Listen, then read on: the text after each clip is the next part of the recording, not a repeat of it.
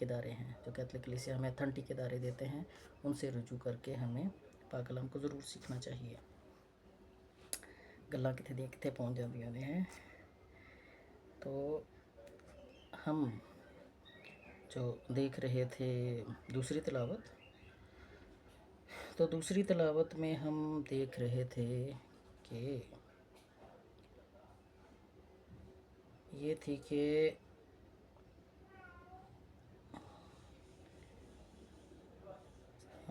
خدا کا کلام ہمیں تبدیل کرنے کی صلاحیت رکھتا ہے، بشرطے ہم اسے اپنے دلوں میں جگہ دیں اور اس پر عمل کریں۔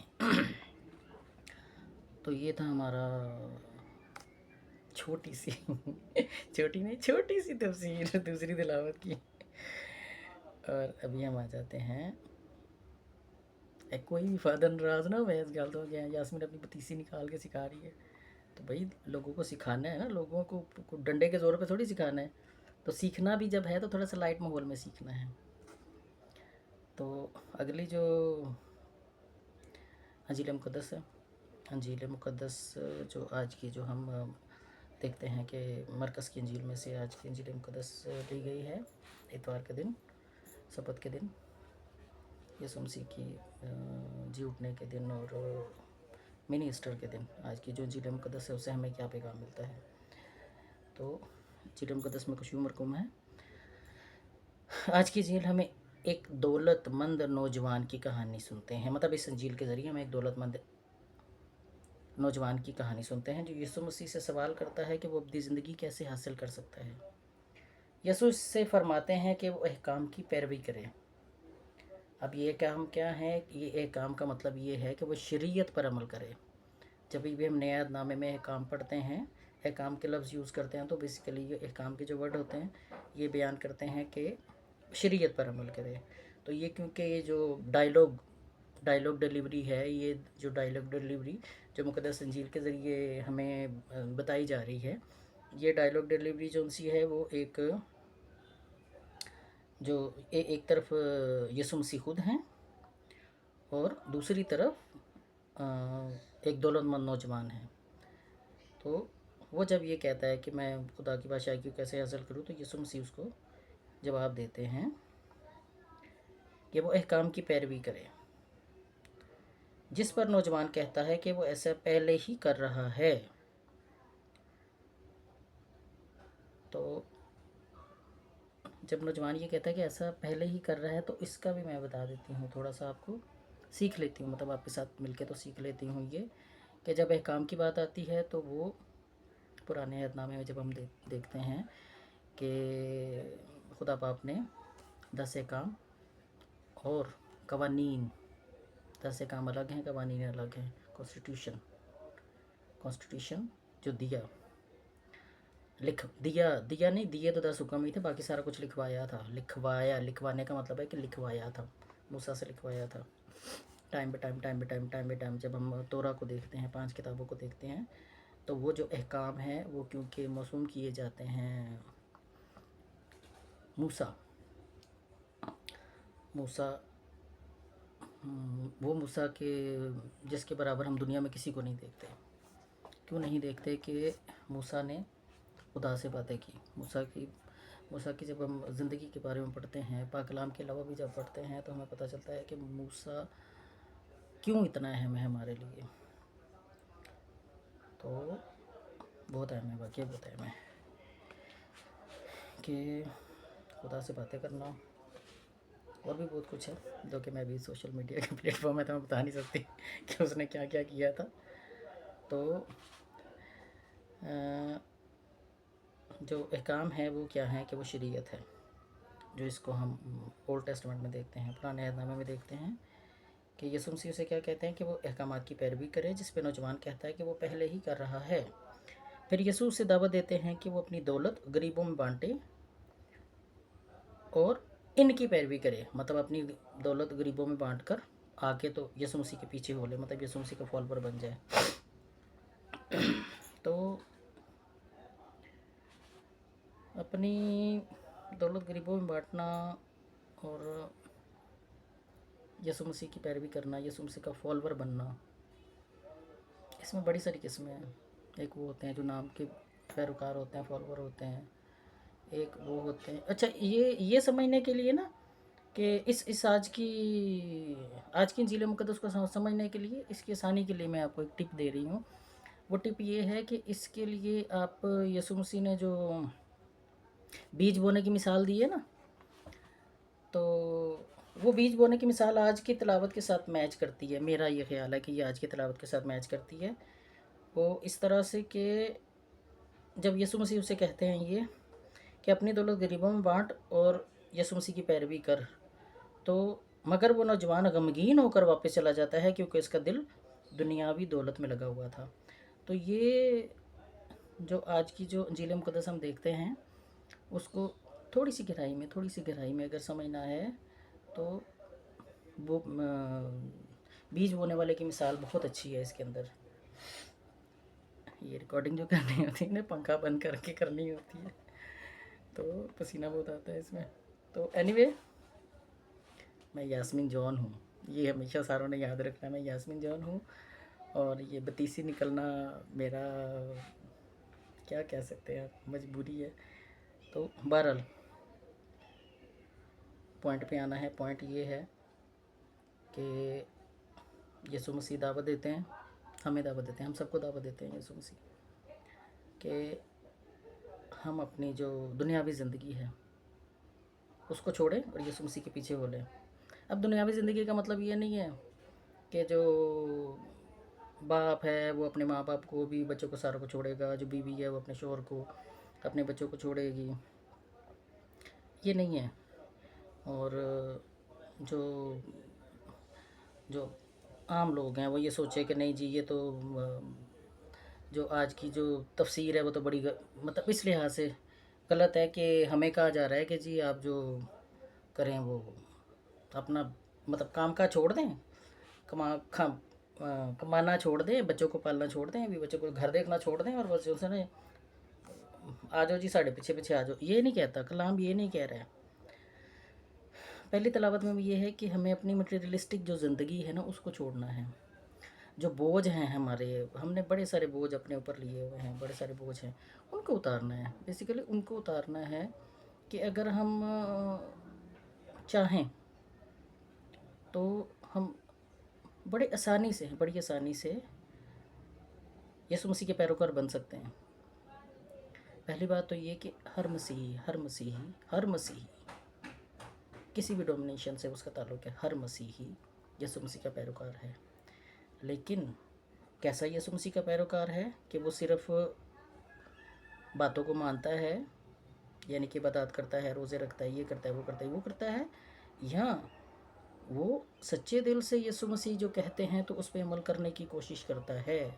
یا میں اپنے اوپر ہی لیتی ہوں کہ یہ میرے لیے اگر ہے تو مجھے کیا کرنا ہے، مجھے اپنے کون سے ایسے بوجھ ہیں، فالتو بوجھ ہیں، جن کو مجھے ہٹانا ہے، اور اس کے بعد مجھے اس طرف آنا ہے تاکہ میں یسوع مسیح کی ایک سچی اور ایماندار پیروکار بن سکوں. تو ہم سب یہ بن سکتے ہیں. کیوں بن سکتے ہیں؟ کیونکہ پہلی بات تو یہ ہے کہ سر سے پاؤں دل کے ہاں الٹی وہاں سے تو یہ رائٹ سائڈ آ رہی ہے، میری طرف سے یہ الٹا ہاتھ ہے کہ ہمارا دل یسوع مسیح کا مسکن ہے. تو مسکن سے مراد یہ ہے کہ یسوع مسیح رہتے تو ہمارے ساتھ ہیں، 24 گھنٹے ہمارے ساتھ رہتے ہیں، کیونکہ انہوں نے وعدہ کیا تھا کہ میں دنیا کے آخر تک تمہارے ساتھ ہوں. تو یہ یسوع مسیح کا وعدہ ہے جو کہ اس میں کوئی دو رائے نہیں ہے. تو اس وعدے کو دیکھتے ہوئے ہمیں دیکھنا چاہیے، ہمیں کلام کو تھوڑا تفسیر کے ساتھ سمجھنا چاہیے، سمجھنے کی کوشش کرنی چاہیے. تو یہ انجیل ہمیں سکھاتی ہے کہ ابدی زندگی کی قیمت دنیاوی دولت سے زیادہ ہے. یسوع ہمیں بتاتے ہیں کہ دنیاوی مال و دولت خدا کی بادشاہی میں داخل ہونے میں رکاوٹ بن سکتی ہے. دنیاوی مال و دولت خدا کی بادشاہی میں داخل ہونے میں رکاوٹ بن سکتی ہے. میں پھر کہوں گی کہ پہلے میں نے بتایا کہ اس میں ہرگز یہ نہیں کہا جا رہا کہ اپنی بیوی کو، اپنے بچوں کو، اپنے شوہر کو، اپنے ماں باپ کو، اپنے کام کاج کو، ان ساری چیزوں کو چھوڑ دینا ہے. یہ بالکل اس آیت کا یہ مطلب نہیں ہے. ہمیں اپنی زندگی میں خدا کو اولین ترجیح دینی چاہیے. بے شک، اور دنیاوی دولت یا چیزوں سے زیادہ خدا کی محبت اور رضا کو اپنانا چاہیے۔ اوکے، آج کی تلاوتیں ہمیں اس حقیقت کی یاد دلاتی ہیں کہ ہماری زندگی کا اصل مقصد دنیاوی دولت اور کامیابی نہیں ہے، بلکہ روحانی حکمت اور خدا کی رضا ہے۔ ہمیں خدا کی حکمت کے اصول کے لیے دعا کرنی چاہیے تاکہ ہم اپنی زندگیوں میں اس کی مرضی کے مطابق چل سکیں۔ دولت اور دنیاوی مال عارضی ہیں، لیکن خدا کی محبت اور اس کی بادشاہی ابدی ہے۔ ہمیں اپنے دلوں کو خدا کی مرضی کے تابع کرنا چاہیے اور اپنی زندگی کو اس کے کلام کی روشنی میں گزارنا چاہیے۔ جب ہم خدا کے ساتھ وفادار رہتے ہیں اور اس کے احکام کی پیروی کرتے ہیں، تب ہی ہم حقیقی خوشی اور ابدی زندگی پا سکتے ہیں۔ پریز دا لارڈ۔ کیونکہ یسوع مسیح زندگی ہے، ابدی زندگی ہے، تو اس کو یسوع مسیح کو پانے کا، بیسیکلی یسوع مسیح کو پانے کا، پاک کلام بھی یسوع مسیح ہے، انجیلیں بھی یسوع مسیح ہے، تو یسوع مسیح کو بیسیکلی پانے کے لیے ہمیں کیا کرنا چاہیے کہ جب ہم خدا کے ساتھ وفادار رہتے ہیں اور اس کے احکام کی پیروی کرتے ہیں، تب ہی ہم حقیقی خوشی اور ابدی زندگی پا سکتے ہیں۔ تو میرے پیارے بہنوں بھائیوں، ابدی زندگی کا اس میں سے ایک مطلب لے کے آپ نے اس چیز کو سمجھنا ہے کہ ابدی زندگی ہے کون؟ ابدی زندگی کیا ہے؟ ابدی زندگی یسوع مسیح ہے۔ تو جب یسوع مسیح ابدی زندگی ہے تو یسوع مسیح کو ہمیں کیسے سمجھنا ہے، کیسے جاننا ہے؟ تو اس کے لیے آپ کی یہ ناچیز سی بہن یاسمین جو آپ کی خدمت میں حاضر ہوتی ہے، اور آپ کے ساتھ مل کر میں یہ جو پاک کلام کی تلاوتیں ہیں ان کی تفسیر کو سمجھنے کی کوشش کرتی ہوں۔ اس میں میرا بالکل یہ مقصد نہیں ہے کہ میں لوگوں کو تعلیم دوں، بالکل نہیں، نہ میں اس قابل ہوں، بالکل بھی اس قابل نہیں ہوں۔ میں جو تھوڑا بہت کلام کو پڑھ کے یا تھوڑا بہت سمجھ کے اپنے استادوں کے وسیلے سے، بہت اہم شخصیات میرے استادوں میں گزری ہیں، ابھی تک ہیں میری زندگی میں، اور جس میں پہلا نام فادر آسی کا آتا ہے۔ سب سے پہلے تو بیسیکلی میرے ماں باپ ہیں، اس کے بعد جو میرے بچپن میں جو ہمارے پیرش پریسٹ تھے، فادر رحمت عالم ان کا نام ہے، خدا ان کو اچھی جگہ دے، پنڈی پیرش سے تھے وہ، تو ان کا نام ہے۔ میرے اپنے جو چچا ہیں جو وہاں پہ بہو تھے، جو کہ ہمیں سنڈے اسکول میں پڑھاتے تھے، اور ہمارا جو پیرش پریسٹ ہے جنہوں نے ہم لڑکیوں کو، وہاں کی جو لڑکیاں ہیں ان کو ہاسٹل میں داخل کروایا، ان کو ہاسٹل میں داخل کرانے کا مطلب تھا ان کو مسیح تعلیم ملے۔ تو پہلے ماں باپ، پھر میرے وہ استاد جنہوں نے بچپن میں مجھے دھکیلا اس کی طرف، ماں باپ کے بعد مجھے میرے جو فادر تھے وہ، اور اس کے بعد جو تیسرا نام جو آج تک میرے ساتھ ہیں وہ ہیں فادر ایمینول آسی، جو کہ ہر انسان جانتا ہے ان کو۔ اور کیوں جانتا ہے؟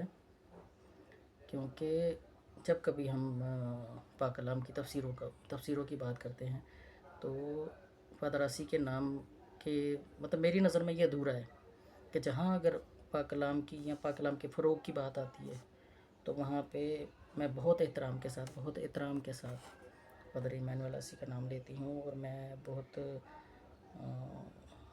فخر نہیں کہوں گی، میں اس قابل نہیں ہوں کہ فخر کروں، لیکن وہ میرے استاد ہیں، اور آج بھی ہیں ہونے کا مطلب یہ ہے کہ میں اسٹوڈنٹ ہوں، میں خود بھی اسٹوڈنٹ ہوں، میں سیکھنے کی کوشش کرتی ہوں، ہر روز سیکھنے کی کوشش کرتی ہوں، تو میں بھی سیکھ رہی ہوں۔